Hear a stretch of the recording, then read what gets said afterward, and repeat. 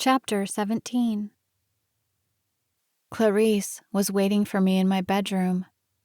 She looked pale and scared. As soon as she saw me, she burst into tears.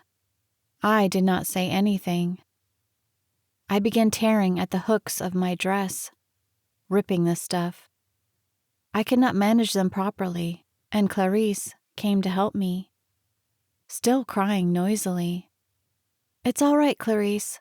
It's not your fault," I said, and she shook her head, the tears still running down her cheeks. "Your lovely dress, madam," she said. "Your lovely white dress." "It doesn't matter," I said. "Can't you find the hook? There it is at the back, and another one somewhere just below." She fumbled with the hooks, her hands trembling, making worse trouble with it than I did myself, and all the time catching at her breath. "What will you wear instead, madam?" she said. "I don't know," I said. "I don't know." She had managed to unfasten the hooks, and I struggled out of the dress. "I think I'd rather like to be alone, Clarice," I said. "Would you be a dear and leave me? Don't worry. I shall manage all right. Forget what's happened. I want you to enjoy the party." "Can I press out a dress for you, madam?" she said, looking up at me with swollen, streaming eyes. "It won't take me a moment." "No," I said. "Don't bother. I'd rather you went. And Clarice?" "Yes, madam?" Don't say anything about what's just happened." "No, madam." She burst into another torrent of weeping. "Don't let the others see you like that," I said. "Go to your bedroom and do something to your face. There's nothing to cry about, nothing at all." Somebody knocked on the door. Clarice threw me a quick, frightened glance. "Who is it?" I said. The door opened and Beatrice came into the room. She came to meet me at once. A strange, rather ludicrous figure in her Eastern drapery, the bangles jangling on her wrists. "My dear," she said. "My dear," and held out her hands to me. Clarice slipped out of the room. I felt tired suddenly and unable to cope. I went and sat down on the bed. I put my hand up to my head and took off the curled wig. Beatrice stood watching me. "Are you all right?" she said. "You look very white." "It's the light," I said. "It never gives one any color." "Sit down for a few minutes and you'll be all right," she said. "Wait, I'll get a glass of water." She went into the bathroom, her bangles jangling with her every movement. And then she came back, the glass of water in her hands. I drank some to please her, not wanting it a bit. It tasted warm from the tap. She had not let it run. "Of course I knew at once it was just a terrible mistake," she said. "You could not possibly have known. Why should you?" "Known what?" I said. "Why, the dress, you poor dear. The picture you copied of the girl in the gallery. It was what Rebecca did at the fancy dress ball at Manderley. Identical. The same picture, the same dress.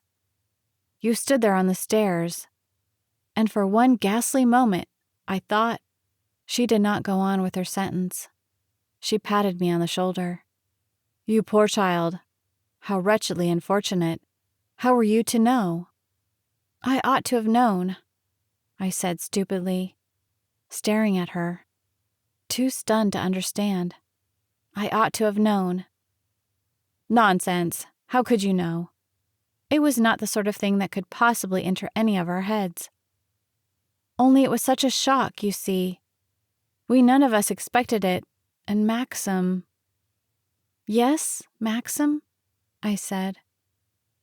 "He thinks, you see, it was deliberate on your part." You had some bet that you would startle him, didn't you? Some foolish joke? And of course, he doesn't understand. It was such a frightful shock for him.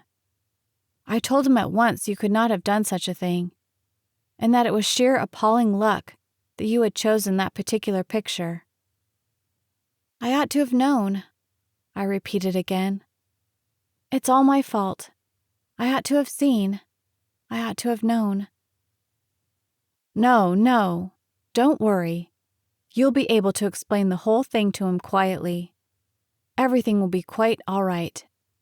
The first lot of people were arriving, just as I came upstairs to you. They are having drinks. Everything's all right. I've told Frank and Giles to make up a story about your dress not fitting, and you are very disappointed. I did not say anything. I went on sitting on the bed with my hands in my lap. What can you wear instead? Said Beatrice, going to my wardrobe and flinging open the doors. Here, what's this blue? It looks charming. Put this on. Nobody will mind. Quick, I'll help you. No, I said. No, I'm not coming down. Beatrice stared at me in great distress, my blue frock over her arm. But my dear, you must, she said in dismay. You can't possibly not appear. No, Beatrice, I'm not coming down. I can't face them, not after what's happened. But nobody will know about the dress, she said. Frank and Giles will never breathe a word. We've got the story all arranged. The shop sent the wrong dress, and it did not fit, so you are wearing an ordinary evening dress instead. Everyone will think it's perfectly natural. It won't make any difference to the evening. You don't understand, I said. I don't care about the dress. It's not that at all. It's what has happened, what I did. I can't come down now, Beatrice, I can't. But, my dear, Giles and Frank understand perfectly. They are full of sympathy. And Maxim, too. It was just the first shock. I'll try and get him alone a minute. I'll explain the whole thing. No, I said, no. She put my blue frock down beside me on the bed. Everyone will be arriving, she said, very worried, very upset. It will look so extraordinary if you don't come down. I can't say you've suddenly got a headache. Why not? I said wearily. What does it matter? Make anything up. Nobody will mind. They don't any of them know me. Come now, my dear, she said, patting my hand. Try and make the effort. Put on this charming blue. Think of Maxim. You must come down for his sake. I'm thinking about Maxim all the time, I said. Well then, surely. No, I said, tearing at my nails, rocking backwards and forwards on the bed. I can't. Somebody else knocked on the door. Oh dear, who on earth is that? Said Beatrice, walking to the door. What is it? She opened the door. Giles was standing just outside. Everyone has turned up. Maxim sent me up to find out what's happening, he said. She says she won't come down, said Beatrice. What on earth are we going to say? I caught sight of Giles peering at me through the open door. Oh, Lord, what a frightful mix-up, he whispered. He turned away embarrassed when he noticed that I had seen him. What shall I say to Maxim? He asked Beatrice. It's 8:05 now. Say she's feeling rather faint, but we'll try and come down later. Tell them not to wait dinner. I'll be down directly. I'll make it all right. Yes, right you are. He half glanced in my direction again. Sympathetic, but rather curious, wondering why I sat there on the bed. And his voice was low, as it might be after an accident, when people are waiting for the doctor. Is there anything else I can do? He said. No, said Beatrice. Go down now. I'll follow in a minute. He obeyed her, shuffling away in his Arabian robes. This is the sort of moment, I thought, that I shall laugh at years afterwards, that I shall say, do you remember how Giles was dressed as an Arab, and Beatrice had a veil over her face, and jangling bangles on her wrist? And time will mellow it, make it a moment for laughter. But now it was not funny. Now I did not laugh. It was not the future. It was the present. It was too vivid and too real. I sat on the bed, plucking at the eiderdown, pulling a little feather out of a slit in one corner. Would you like some brandy? Said Beatrice, making a last effort. I know it's only Dutch courage, but it sometimes works wonders. No, I said. No, I don't want anything. I shall have to go down. Giles says they are waiting dinner. Are you sure it's all right for me to leave you? Yes, and thank you, Beatrice. Oh, my dear, don't thank me. I wish I could do something. She stopped swiftly at my looking-glass and dabbed her face with powder. God, what a sight I look, she said. This damn veil is crooked, I know. However, it can't be helped. She rustled out of the room, closing the door behind her.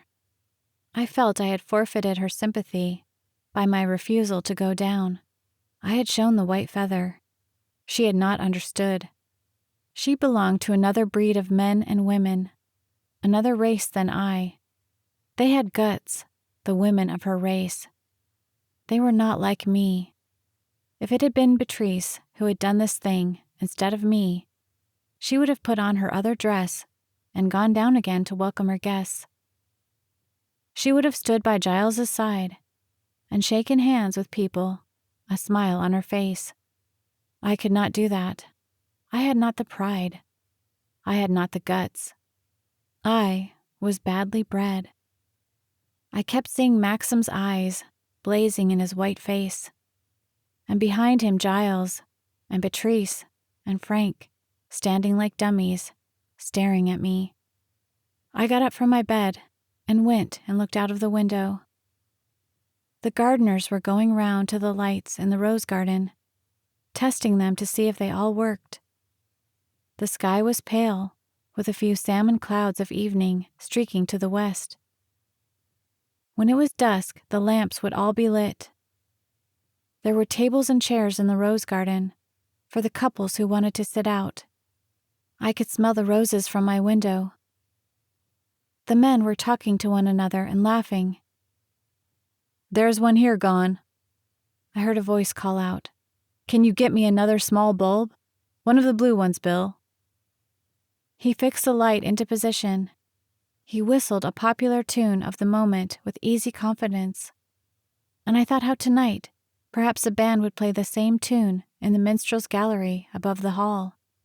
That's got it, said the man, switching the light on and off. They're all right here. No others gone. We'd better have a look at those on the terrace. They went off round the corner of the house, still whistling the song. I wished I could be the man. Later in the evening, he would stand with his friend in the drive and watch the cars drive up to the house, his hands in his pockets, his cap on the back of his head. He would stand in the crowd with other people from the estate, and then drink cider at the long table arranged for them in one corner of the terrace. Like the old days, isn't it? He would say. But his friend would shake his head, puffing at his pipe. This new one's not like our Mrs. De Winter. She's different altogether. And a woman next to them in the crowd would agree. Other people, too, all saying, "That's right," and nodding their heads. Where is she tonight? She's not been on the terrace once. I can't say I'm sure. I've not seen her. Mrs. De Winter used to be here, there, and everywhere. Aye, that's right. and the woman would turn to her neighbors, nodding mysteriously. They say she's not appearing tonight at all. Go on. That's right. One of the servants from the house told me Mrs. De Winter hasn't come down from her room all evening. What's wrong with the maid? Is she bad? No, sulky, I reckon. They say her dress didn't please her. A squeal of laughter and a murmur from the little crowd. Did you ever hear of such a thing? It's a shame for Mr. De Winter. I wouldn't stand for it, not from a chit like her. Maybe it's not true at all. It's true, all right. They're full of it up at the house. One to the other, this one to the next, a smile, a wink, a shrug of the shoulder. One group, and then another group, and then spreading to the guests who walked on the terrace and strolled across the lawns. The couple, who in 3 hours' time would sit in those chairs beneath me in the rose garden. Do you suppose it's true what I heard? What did you hear? Why, that there's nothing wrong with her at all. They've had a colossal row, and she won't appear. I say. A lift of the eyebrows, a long whistle. I know. Well, it does look rather odd, don't you think? What I mean is, people don't suddenly for no reason have violent headaches. I call the whole thing fishy. I thought he looked a bit grim. So did I. Of course, I have heard before the marriage is not a wild success. Oh, really? Mm-hmm. Several people have said so. They say he's beginning to realize he's made a big mistake. She's nothing to look at, you know. No, I've heard there's nothing much to her. Who was she? Oh, no one at all. Some pickup in the south of France. A nursery gov or something. Good Lord. I know. And when you think of Rebecca... I went on staring at the empty chairs. The salmon sky had turned to gray. Above my head was the evening star. In the woods, beyond the rose garden, the birds were making their last little rustling noises before nightfall. A lone gull flew across the sky. I went away from the window, back to the bed again. I picked up the white dress I had left on the floor and put it back in the box with the tissue paper. I put the wig back in its box, too. Then I looked in one of my cupboards for the little portable iron I used to have in Monte Carlo for Mrs. Van Hopper's dresses. It was lying at the back of a shelf, with some woolen jumpers I had not worn for a long time. The iron was of those universal kinds that go on any voltage, and I fitted it to the plug in the wall. I began to iron the blue dress that Patrice had taken from the wardrobe. Slowly, methodically, as I used to iron Mrs. Van Hopper's dresses in Monte Carlo. When I had finished, I laid the dress ready on the bed. Then, I cleaned the makeup off my face that I had put on for the fancy dress. I combed my hair and washed my hands. I put on the blue dress and the shoes that went with it. I might have been my old self again, going down to the lounge of the hotel with Mrs. Van Hopper. I opened the door of my room and went along the corridor. Everything was still and silent. There might not have been a party at all. I tiptoed to the end of the passage and turned the corner. The door to the west wing was closed. There was no sound of anything at all. When I came to the archway by the gallery and the staircase, I heard the murmur and hum of conversation coming from the dining room. They were still having dinner. The great hall was deserted. There was nobody in the gallery either. The band must be having their dinner too. I did not know what arrangements had been made for them. Frank had done it. Frank or Mrs. Danvers. From where I stood, I could see the picture of Caroline de Winter facing me in the gallery. I could see the curls framing her face, and I could see the smile on her lips. How queer the instruments looked in the gallery. The little stands for the music, the big drum. One of the men had left his handkerchief on a chair. I leant over the rail and looked down at the hall below. Soon, it would be filled with people, like the bishop's wife had said, and Maxim would stand at the bottom of the stairs, shaking hands with them as they came into the hall. The sound of their voices would echo to the ceiling, and then the band would play from the gallery where I was leaning now. The man with a violin smiling, swaying to the music. It would not be quiet like this any more. A board creaked in the gallery. I swung round, looking at the gallery behind me. There was nobody there. The gallery was empty, just as it had been before. A current of air blew in my face, though. Somebody must have left a window open in one of the passages. The hum of voices continued in the dining room. I wondered why the board creaked when I had not moved at all. The warmth of the night, perhaps. A swelling somewhere in the old wood. The draft still blew in my face, though. A piece of music on one of the stands fluttered to the floor. I looked towards the archway above the stairs. The draft was coming from there. I went beneath the arch again, and when I came out onto the long corridor, I saw that the door to the west wing had blown open and swung back against the wall. It was dark in the west passage. None of the lights had been turned on. I could feel the wind blowing on my face from an open window. I fumbled for a switch on the wall and could not find one. I could see the window in an angle of the passage, the curtain blowing softly, backwards and forwards. The gray evening light cast queer shadows on the floor. The sound of the sea came to me through the open window, the soft hissing sound of the ebb tide leaving the shingle. I did not go and shut the window. I stood there, shivering a moment in my thin dress, listening to the sea as it sighed and left the shore. Then I turned quickly and shut the door of the west wing behind me, and came out again, through the archway by the stairs. The murmur of voices had swollen now, and was louder than before. The door of the dining room was open. They were coming out of dinner.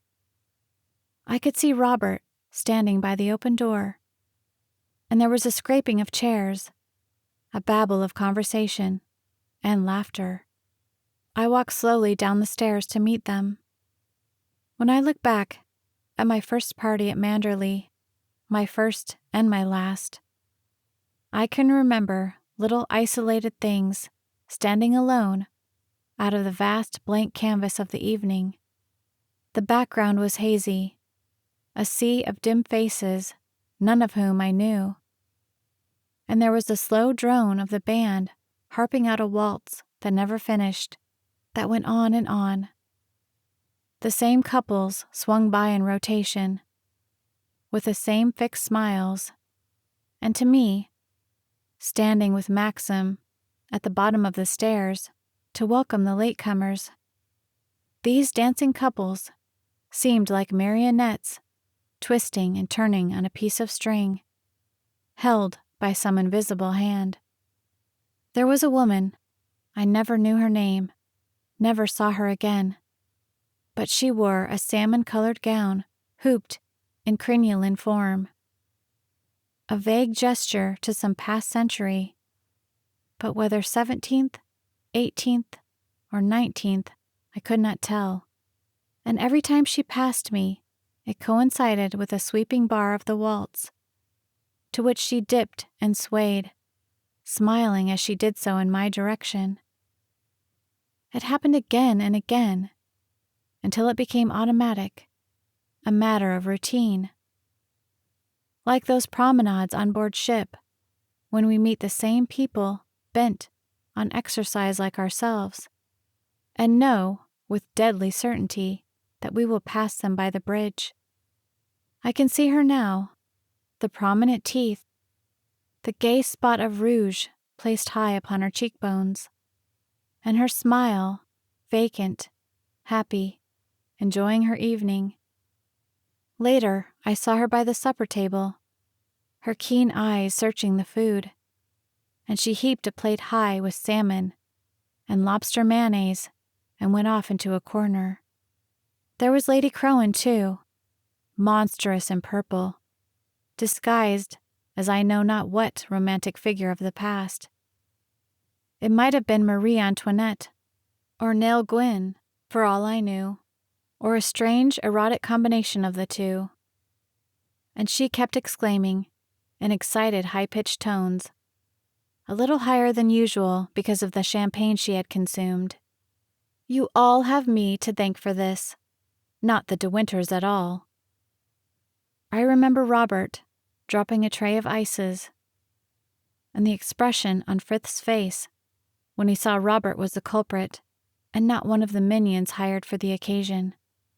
I wanted to go to Robert and stand beside him and say, "I know how you feel. I understand. I've done worse than you tonight." I can feel now the stiff, set smile on my face that did not match the misery in my eyes.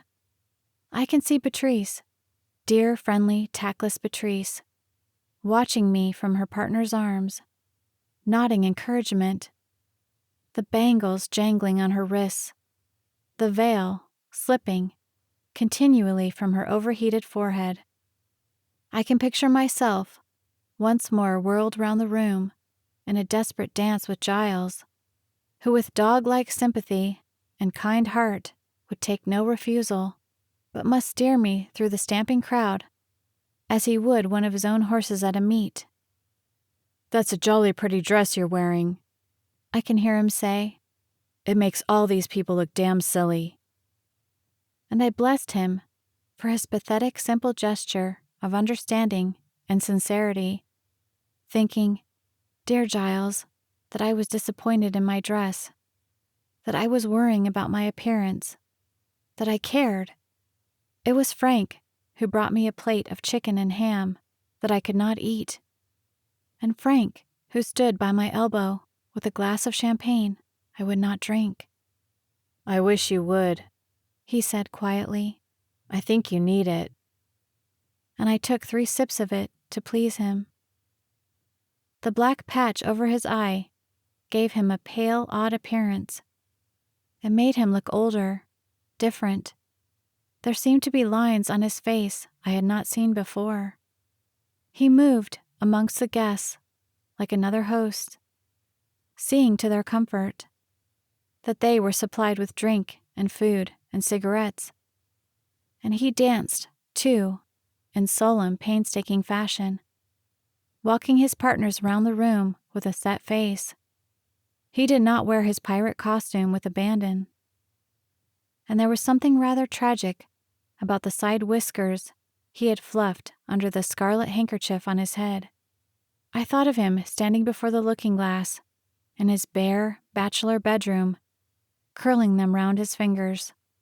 Poor Frank. Dear Frank. I never asked, I never knew, how much he hated the fancy dress ball given at Manderley. The band played on, and the swaying couples twisted like bobbing marionettes, to and fro, across the great hall and back again. And it was not I who watched them at all, not someone with feelings, made of flesh and blood, but a dummy stick of a person in my stead. A prop who wore a smile screwed to its face. The figure who stood beside it was wooden too. His face was a mask. His smile was not his own. The eyes were not the eyes of the man I loved, the man I knew. They looked through me and beyond me, cold, expressionless, to some place of pain and torture I could not enter, to some private, inward hell I could not share. He never spoke to me. He never touched me. We stood beside one another, the host and the hostess, and were not together. I watched his courtesy to his guests. He flung a word to one, a jest to another, a smile to a third, a call over his shoulder to a fourth, and no one but myself could know that every utterance he made, every movement, was automatic and the work of a machine. We were like two performers in a play, but we were divided. We were not acting with one another. We had to endure it alone. We had to put up this show, this miserable sham performance, for the sake of all these people I did not know and did not want to see again. "I hear your wife's frock never turned up in time," said someone with a mottled face and a sailor's pigtail, and he laughed and dug Maxim in the ribs. "Damn shame, what? I should sue the shop for fraud. Same thing happened to my wife's cousin once." "Yes, it was unfortunate," said Maxim. "I tell you what," said the sailor, turning to me. "You ought to say you are a forget-me-not. They're blue, aren't they? Jolly little flowers, forget-me-nots. That's right, isn't it, De Winter? Tell your wife she must call her a forget-me-not." He swept away, roaring with laughter, his partner in his arms. "Pretty good idea, what? A forget-me-not." Then Frank, again, hovering just behind me, another glass in his hand, lemonade this time. "No, Frank, I'm not thirsty." "Why don't you dance? Or come and sit down a moment? There's a corner in the terrace." "No, I'm better standing. I don't want to sit down." "Can't I get you something? A sandwich? A peach?" "No, I don't want anything." There was a salmon lady again. She forgot to smile at me this time. She was flushed after her supper. She kept looking up into her partner's face. He was very tall, very thin. He had a chin like a fiddle. The Destiny Waltz, the Blue Danube, the Merry Widow. 1, 2, 3, 1, 2, 3, round and round. 1, 2, 3, 1, 2, 3, round and round. The salmon lady, a green lady. Beatrice again, her veil pushed back off her forehead. Giles, his face streaming with perspiration. And that sailor once more, with another partner. They stopped beside me. I did not know her. She was dressed as a Tudor woman. Any Tudor woman. She wore a ruffle round her throat and a black velvet dress. "When are you coming to see us?" she said, as though we were old friends, and I answered, "Soon, of course. We were talking about it the other day," wondering why I found it so easy to lie suddenly, no effort at all. "Such a delightful party. I do congratulate you," she said. "Thank you very much. It's fun, isn't it?" "I hear they sent you the wrong dress." "Yes. Absurd, wasn't it?" "These shops are all the same. No depending on them. But you look delightfully fresh in that pale blue. Much more comfortable than this hot velvet. Don't forget, you must both come and dine at the palace soon." "We should love to." What did she mean? Where? What palace? Were we entertaining royalty? She swept on, to the Blue Danube, in the arms of the sailor. Her velvet frock brushing the ground like a carpet sweeper. And it was not until long afterwards, in the middle of some night when I could not sleep, that I remembered the Tudor woman was the bishop's wife, who liked walking in the Pennines. What was the time? I did not know. The evening dragged on, hour after hour. The same faces and the same tunes. Now and again the bridge people crept out of the library like hermits to watch the dancers, and then returned again.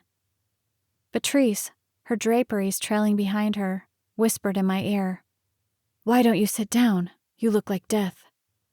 "I'm all right." Giles, the makeup running on his face, poor fellow, and stifling in his Arab blanket, came up to me and said, "Come and watch the fireworks on the terrace." I remember standing on the terrace and staring up at the sky as the foolish rockets burst and fell. There was little Clarice in a corner with some boy off the estate. She was smiling happily, squealing with delight as a squib spluttered at her feet. She had forgotten her tears. Hello, this will be a big 'un. Giles, his large face upturned, his mouth open. Here she comes. Bravo. Jolly fine show. The slow hiss of the rocket as it sped into the air, the burst of the explosion, the stream of little emerald stars, a murmur of approval from the crowd, cries of delight, and a clapping of hands. The salmon lady, well to the front, her face eager with expectation, a remark for every star that fell. Oh, what a beauty! Look at that one now. I say, how pretty. Oh, that one didn't burst. Take care, it's coming our way. What are those men doing over there? Even the hermits left their lair and came to join the dancers on the terrace. The lawns were black with people. The bursting stars shone on their upturned faces.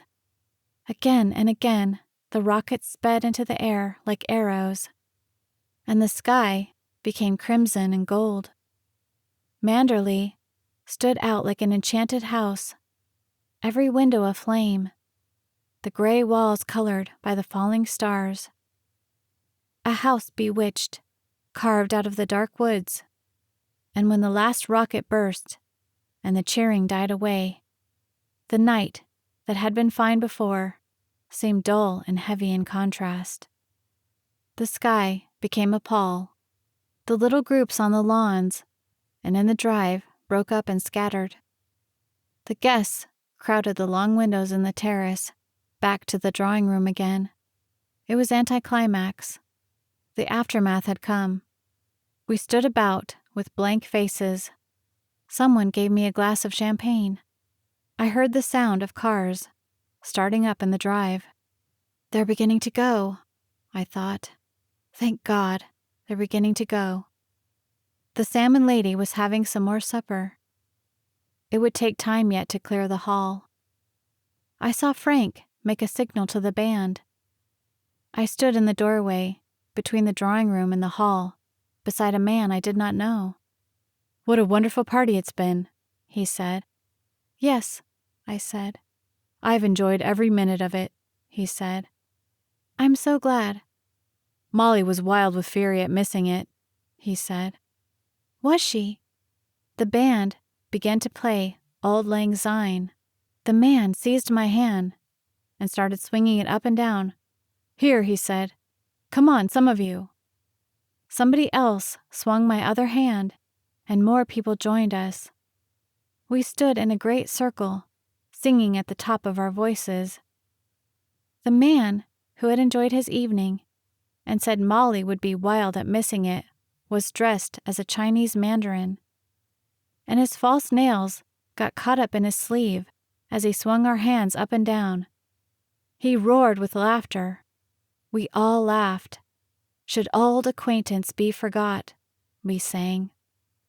The hilarious gaiety changed swiftly at the closing bars, and the drummer rattled his sticks in the inevitable prelude to God Save the King. The smiles left our faces as though wiped clean by a sponge. The mandarin sprang to attention, his hands stiff to his sides. I remember wondering vaguely if he was in the army. How queer he looked with his long poker face and his drooping mandarin mustache. I caught the salmon lady's eye. God Save the King had taken her unawares. She was still holding a plate, heaped with chicken. She held it stiffly out in front of her like a church collection. All animation had gone from her face. As the last note of God Save the King died away, she relaxed again and attacked her chicken in a sort of frenzy, chattering over her shoulder to her partner. Somebody came and wrung me by the hand. Don't forget, you're dining with us on the 14th of next month. Oh, are we? I stared at him blankly. Yes, we've got your sister-in-law to promise, too. Oh, what fun. 8:30 and black tie. So looking forward to seeing you. Yes, rather. People began to form up in queues to say goodbye. Maxim was at the other side of the room. I put on my smile again, which had worn thin after Auld Lang Syne. The best evening I've spent for a long time. I'm so glad. Many thanks for a grand party. I'm so glad. Here we are, you see, staying to the bitter end. Yes, I'm so glad. Was there no other sentence in the English language? I bowed and smiled like a dummy, my eyes searching for Maxim above their heads. He was caught up in a knot of people by the library. Beatrice, too, was surrounded, and Giles had led a team of stragglers to the buffet table in the drawing room. Frank was out in the drive, seeing that people got their cars. I was hemmed in by strangers. Goodbye, and thanks tremendously. I'm so glad. The great hall began to empty. Already it wore that drab, deserted air of a vanished evening and the dawn of a tired day. There was a gray light on the terrace. I could see the shapes of the blown fireworks stands taking form on the lawns. Goodbye, a wonderful party. I'm so glad. Maxim had gone out to join Frank in the drive. Beatrice came up to me, pulling off her jangling bracelet. Can't stand these things a moment longer. Heavens, I'm dead beat. I don't believe I've missed a dance. Anyway, it was a tremendous success. Was it? I said. My dear, hadn't you better go to bed? You look worn out. You've been standing nearly all the evening. Where are the men? Out on the drive. I shall have some coffee and eggs and bacon. What about you? No, Beatrice. I don't think I will. You looked very charming in your blue. Everyone said so. And nobody had an inkling about the other things. So you mustn't worry. No. If I were you, I should have a good long lie tomorrow morning. Don't attempt to get up. Have your breakfast in bed. Yes, perhaps. I'll tell Maxim you've gone up, shall I? Please, Beatrice. All right, my dear. Sleep well. She kissed me swiftly, patting my shoulder at the same time, and then went off to find Giles in the supper room. I walked slowly up the stairs, one step at a time. The band had turned the lights off in the gallery and had gone down to have eggs and bacon too. Pieces of music lay about the floor. One chair had been upturned. There was an ashtray full of the stubs of their cigarettes, the aftermath of the party. I went along the corridor to my room. It was getting lighter every moment, and the birds had started singing. I did not have to turn on the light to undress. A little chill wind blew in from the open window. It was rather cold. Many people must have used the rose garden during the evening, for all the chairs were moved and dragged from their places. There was a tray of empty glasses on one of the tables. Someone had left a bag behind on a chair. I pulled the curtain to darken the room, but the gray morning light found its way through the gaps at the side. I got into bed, my legs very weary, a niggling pain in the small of my back. I lay down and closed my eyes, thankful for the cool white comfort of clean sheets. I wished my mind would rest like my body, relax and pass to sleep. Not hum round in the way it did, jigging to the music, whirling in a sea of faces. I pressed my hands over my eyes, but they would not go. I wondered how long Maxim would be. The bed beside me looked stark and cold. Soon there would be no shadows in the room at all. The walls and the ceiling and the floor would be white with the morning. The birds would sing their songs, louder, gayer, less subdued. The sun would make a yellow pattern on the curtain. My little bedside clock ticked out the minutes one by one. The hand moved around the dial. I lay on my side watching it. It came to the hour and passed it again. It started afresh on its journey. But Maxim did not come.